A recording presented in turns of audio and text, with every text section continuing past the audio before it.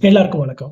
ஒரு 2 வாரத்துக்கு முன்னாடி பார்த்தீங்கன்னா, தமிழக அரசு பார்த்தீங்கன்னா, தமிழ்நாட்டில் இருக்கக்கூடிய பள்ளி, கல்லூரி, விடுதிகள் பேர மாற்றம் பண்ணாங்க. என்னன்னு பண்ணாங்கன்னா, சமூக நீதி விடுதிகள் என்று பெயர் மாற்றம் பண்ணாங்க. இதுக்கு எதிர்ப்பு தெரிவித்து பார்த்தீங்கன்னா, இப்போ தேனி மாவட்டத்தில ஒரு விடுதிக்குள்ள புகுந்து போஸ்டர், பேனர்லாம் கிழிச்சு போலீசாருடன் வாக்குவாதத்தில் ஈடுபட்டிருக்காங்க. என்னன்னு விரிவா பார்க்கலாம். தமிழக அரசு தமிழ்நாட்டில இருக்கக்கூடிய பள்ளி, கல்லூரி பேர மாற்றம் பண்ணணும். அதே மாரி விடுதி பேர பார்த்தீங்கன்னா, எல்லாருமே ஜாதி அடையாளத்தோட இருக்குது சொல்லிட்டு தான் நீதிபதி சந்துருவின் பரிந்துரையின் பேரில் தான் தமிழக அரசு பார்த்தீங்கன்னா, இப்ப பேர் மாற்றம் பண்ணாங்க.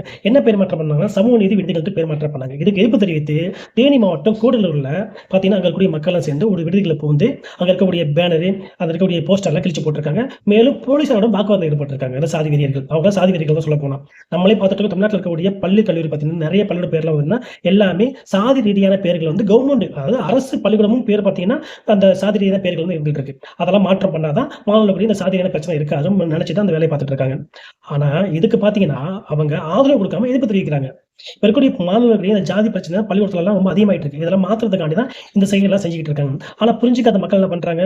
மேலும், மேலும், மேலும் இந்த சாதி வெறிகள் இந்த மாரி செயல்ல ஈடுபட்டுட்டு இருக்காங்க. நம்மலாம் தமிழர்கள்லாம் ஒன்றிணையணும். சாதி ரீதியா ஒன்றிணைஞ்சா நம்மள பிரிக்க வாய்ப்பு இருக்கு.